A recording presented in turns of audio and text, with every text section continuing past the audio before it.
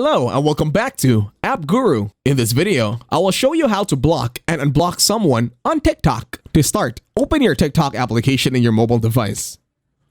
Then head on over to the user that you want to block. Go to their comment section for now. Over the comment section, I will look for any other person that I will be blocking. Again, this is for example purposes. Once you're here, tap on the arrow near the follow button. Then tap on the three dots on the upper right. Then click on block. Then block the person on the pop-up. And now you have successfully blocked this person over at TikTok. Now the next step is to go to your profile. To unblock them, go to the three horizontal lines on the upper right and then go to settings and privacy. Now tap on privacy. And then in here, scroll down just a bit. Then go to blocked accounts. And then in here, you will see all the people that you have blocked.